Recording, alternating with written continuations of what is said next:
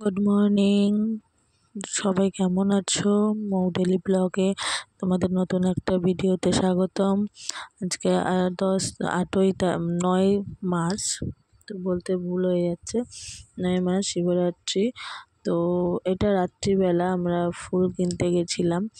তো এটা তারপরের দিন হচ্ছে সকালবেলা আমরা যাচ্ছি গঙ্গায় স্নান করতে। আর তোমরা কিন্তু বলবে আমি শাখা পলা পরেছি, কীরকম ডিজাইনটা সুন্দর হয়েছে কিনা। তো এটা আমাদের গঙ্গার ঘাটের রাস্তা। তো এখানে তোমাদের দেখো নিউ কলকাতা হয়েছে, যে আমাদের এখানে ফ্ল্যাটটা দেখা যাচ্ছে।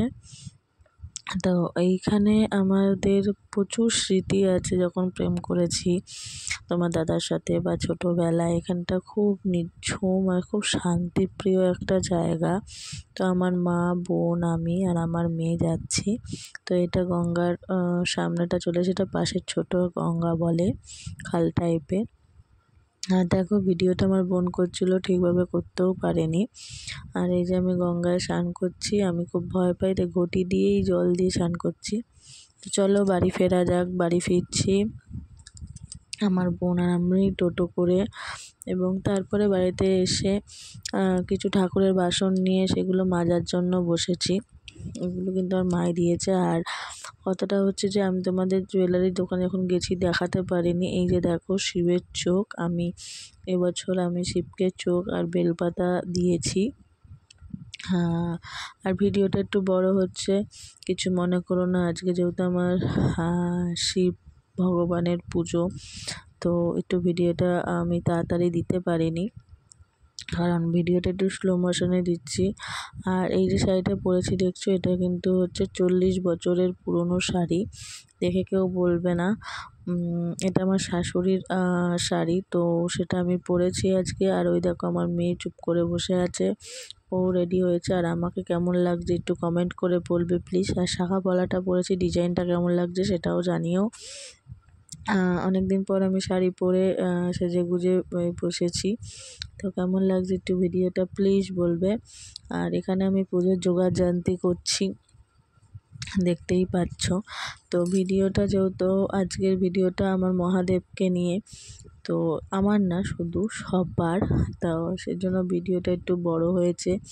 প্লিজ ভুলচুক হয়ে গেলে ক্ষমা করে দিয়ে ভিডিওটা একটু লাইক আর শেয়ার করে দিও বা সাবস্ক্রাইব করে দিও।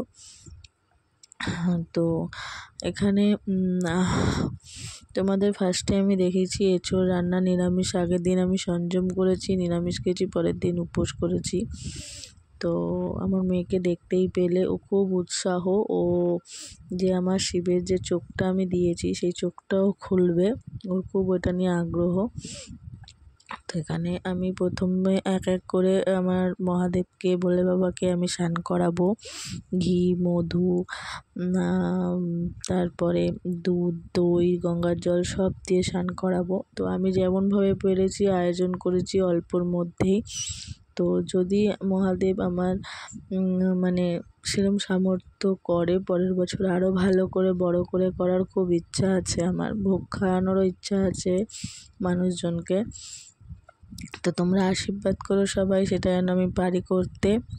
আর এখানে দেখতেই পাচ্ছ। তো এর মাঝে একটু আমার আবার ভোলে বাবার সাথে, আমার যে ভোলে বাবা প্রতিদেব, তার সাথে একটু ঝামেলা হয়ে গেছিলো। কি না, সে বলছে একটা স্ট্যান্ড কিনতে ভিডিও করার জন্য, সে ফোন ধরতে পারবে না। তো সেই নিয়ে একটু হয়েছিল। তো দেখো মহাদেবের সবাই রীতিমতো ছোটোখাটোভাবে মহাদেবের পুজো করেছে ঘরের মধ্যে। তো আমি এটা তোমাদের সাথে শেয়ার করলাম। আমি কিন্তু এটা খুব মানে নিষ্ঠা, ভক্তি এবং আমার ভালোবাসা দিয়ে আমি এই মহাদেবকে পুজো করি।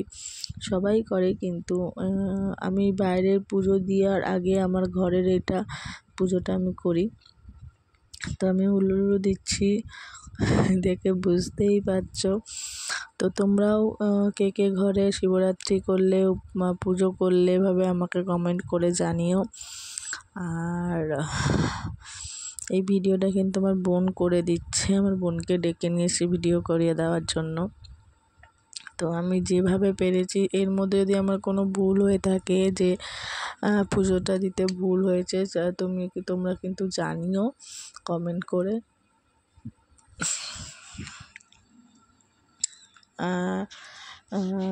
আমি হয়তো ভালো করে ভয়েস দিতে পারি না বা ভালো করে ভিডিওটা এডিটিং করতে পারি না। তোমরা প্লিজ আমায় বলো কিভাবে এডিটিং করতে হবে বা আরও ভালো করে কি করে করা যাবে। তো আমি বাউন আনতে পারিনি, আমার সেরকম সামর্থ্য ছিল না, নিজেই ঘরে পুজো দিয়েছি। তো এইখানেই ঝামেলাটা হয়েছিল না, তো লাইটারটা ওর পুড়ে গেছিলো, সেই নিয়ে ঝামেলা হয়েছিল। তো দেখো ধুনো টুনো দিয়ে আমি প্রায় সত্যি কথা বলতে আমার কিন্তু এই রাত 8টা অবধি আমি উপোস থেকে কিন্তু আমার কোনো কষ্ট হয়নি।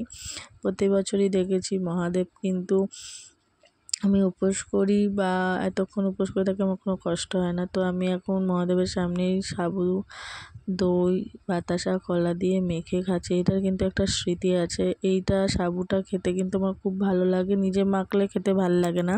তখন আমার ঠাম্মা বেঁচে ছিলেন, আগের বছরও আমার ঠাম্মা আমাকে মেখে দিতেন, আমি খেতাম। ভালো লাগলে লাইক আর সাবস্ক্রাইব করে দিও।